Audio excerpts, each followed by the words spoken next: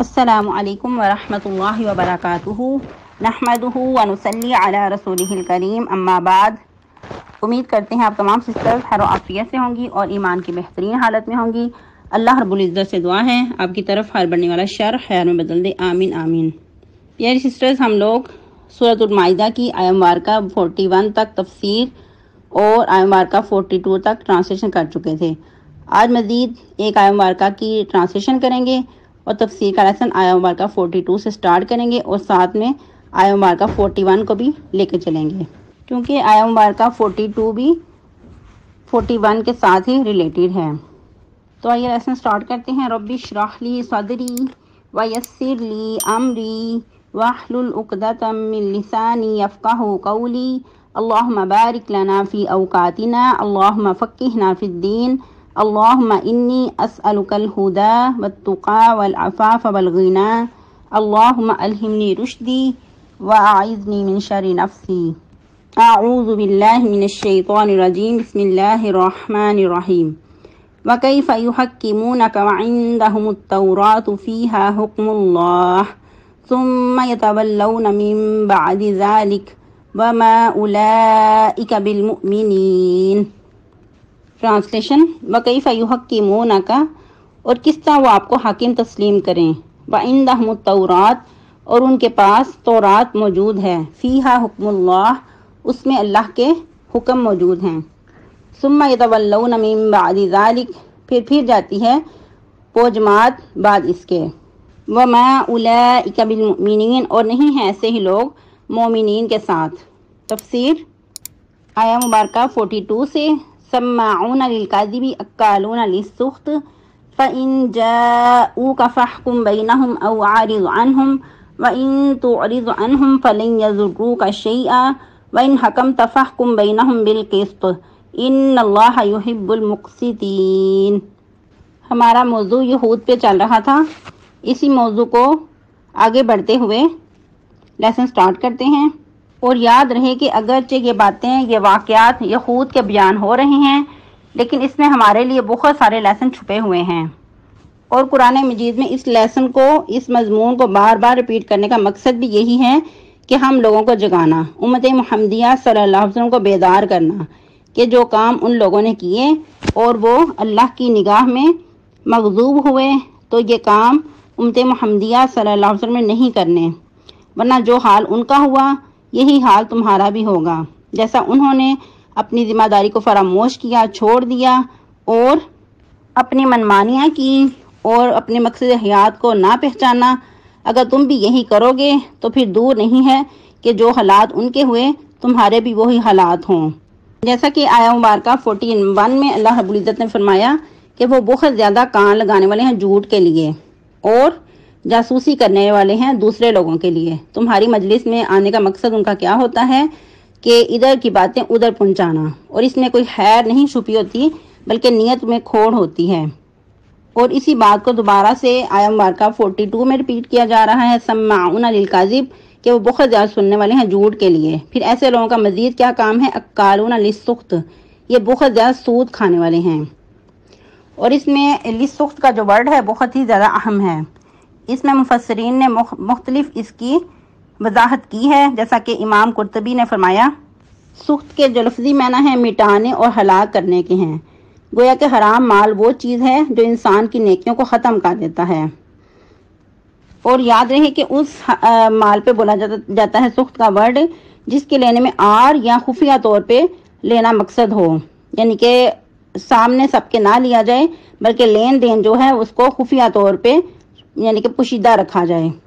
جو کہ اس میں رشوت بھی شامل ہے۔ اور مختلف احادیث سے پتہ چلتا ہے کہ اس میں زانیہ کی اجرت، کتے کی قیمت، شراب اور مردار کی قیمت بھی شامل ہے۔ اور پھر مزید سود، چوری کا مال اور جوئے سے کمایا ہوا مال بھی سخط میں ہی شامل ہے۔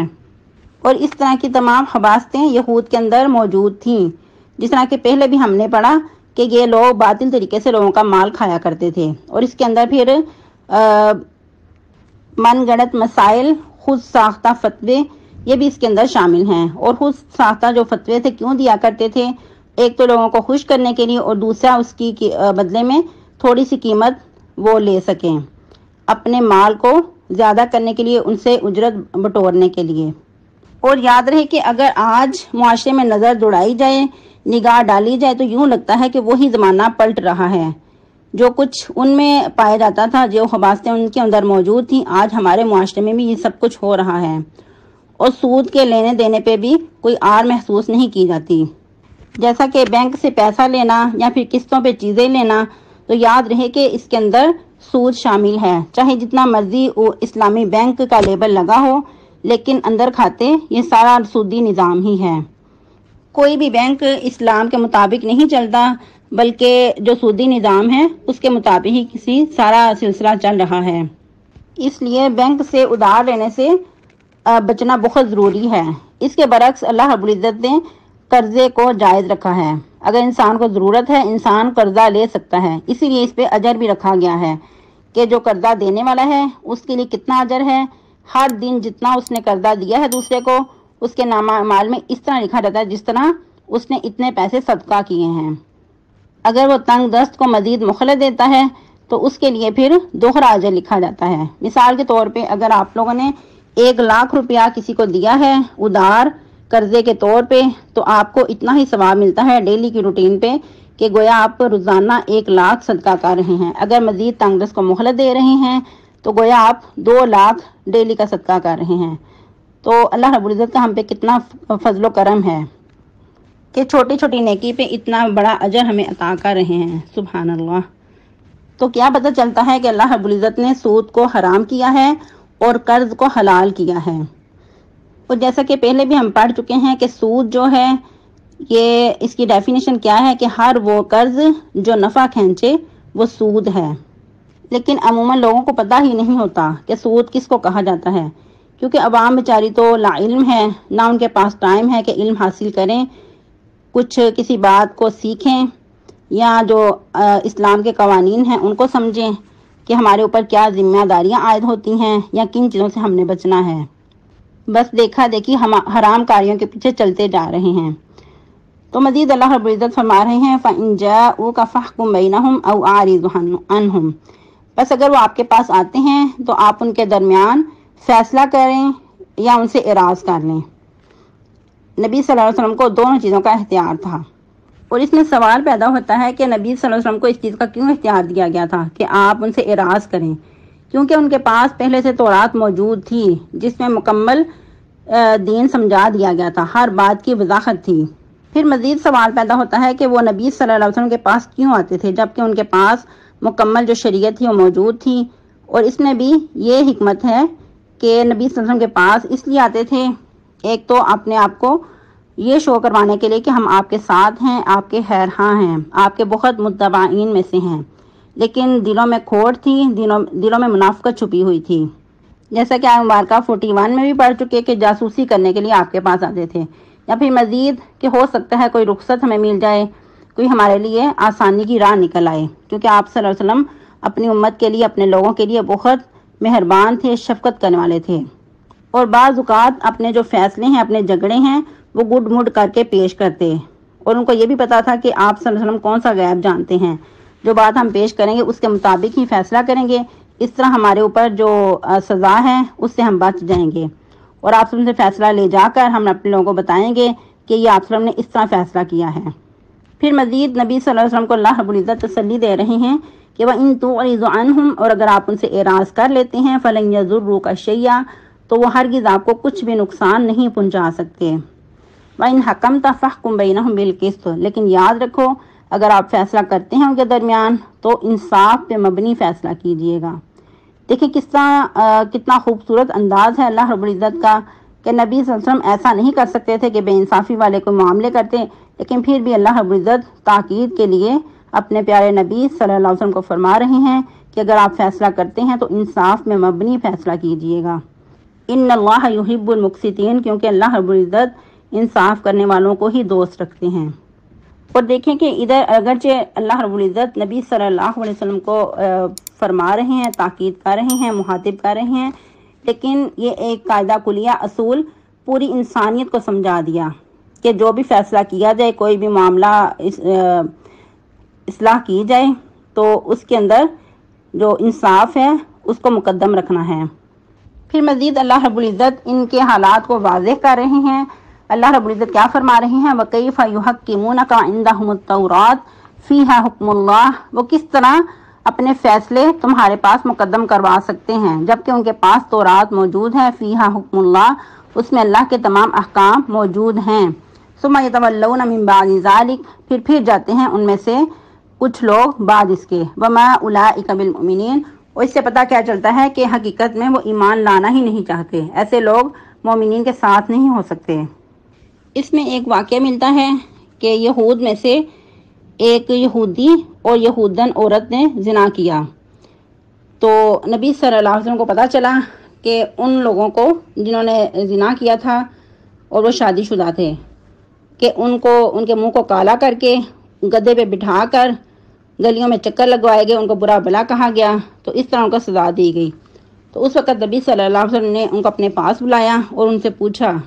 کہ کیا زانی لوگوں کی سزا یہی ہے تمہاری تورات میں؟ انہوں نے کہا کہ ہاں یہی ہے۔ تو نبی صلی اللہ علیہ وسلم نے اس وقت اللہ کا واسطہ دے کر پوچھا یا پھر قسم دے کر پوچھا کہ صحیح بتاؤ کیا تمہاری کتاب میں تمہاری تورات میں یہی کچھ لکھا ہے؟ تو اس وقت انہوں نے کہا کہ اگر آپ قسم نہ دیتے تو ہم صحیح صورتحال نہ آپ کو بتاتے، اگر آپ نے قسم دی ہے تو ہم بتاتے ہیں کہ یہ نہیں ہماری کتاب میں موجود، بلکہ ہماری کتاب میں جو زانی کی سزا ہے وہ رجم کرنا ہے، یعنی کہ پتھر مار مار کر سنسار کر دینا، یہ ہماری یعنی کہ شریعت میں موجود ہے حکم۔ اور انہوں نے مزید بتایا کہ پہلے کیا ہوا کرتا تھا کہ جب کوئی بڑا آدمی بڑے خاندان سے زنا کرتا تو اس کو ہم چھوڑ دیتے، اس پہ حد جاری نہ کرتے، لیکن جب کوئی کمزور پکڑا جاتا تو پھر اس کو کیا کرتے کہ اس کو ہم برا بلا کہتے، یعنی اس پہ حد جاری کرتے۔ لیکن جب ان میں زنا کی جو عادت ہے وہ زیادہ ہو گئی تو پھر ہم لوگوں نے یہی فیصلہ کیا کہ چاہے کوئی کمزور پکڑا جائے یا کوئی اونچے خاندان سے پکڑا جائے تو اس کو سنسار کرنے کی بجائے کوڑے مارے جائیں اور منہ کالا کر کے گلیوں میں چکر لگوائے جائیں۔ تو ہم نے اس بات پہ خود ہی یعنی کہ اتفاق کیا ہے، ہماری کتاب میں اصل جو حکم ہے وہ رجم کرنے کا ہی ہے۔ تو اس وقت پھر نبی صلی اللہ علیہ وسلم نے فرمایا، اے اللہ، سب سے پہلے میں تیرے اس حکم کو نافذ کرتا ہوں، یعنی کہ جس حکم کو انہوں نے مردہ کر دیا ہے، چھوڑ دیا ہے، اس کو میں زندہ کرتا ہوں۔ پھر آپ صلی اللہ علیہ وسلم نے ان کو بلایا اور انہیں رجم کرنے کا حکم دیا، یعنی کہ اپنی نگرانی میں پھر ان کو رجم کیا گیا۔ تو اس پہ پھر یہ آیت مبارکہ نازل ہوئی جو پہلے ہم پڑھ چکے ہیں، یا ایھا الرسول لا یحزنک الذین یسارعون فی الکفر، اور جو 3-4 آیت مبارکہ ہم ان کے بارے میں پڑھ رہے ہیں یہ کہا جاتا ہے کہ اسی کنٹیکسٹ میں نازل ہوئی تھیں۔ اور مزید تھوڑی سی وضاحت کر دوں کہ کچھ روایات سے پتہ چلتا ہے کہ یہ لوگ خود ان کو لے کر آئے تھے زانی لوگوں کو، اور کچھ روایات سے پتہ چلتا ہے کہ نبی صلی اللہ علیہ وسلم کو جب پتہ چلا کہ یہ اس طرح ان کو سزا دے رہے ہیں اور رجم نہیں کیا تو آپ صلی اللہ علیہ وسلم نے خود ان کو بلا کر ان سے پوچھا، اور جو عالم تھا ان کے اندر تو اس کے بارے میں کہا جاتا ہے کہ اس کا نام ابن سوریہ تھا اور فدق کا رہنے والا تھا، جیسا کہ پہلے بھی آپ لوگ غالباً سورہ آل عمران میں اس کے بارے میں پڑھ چکے ہیں۔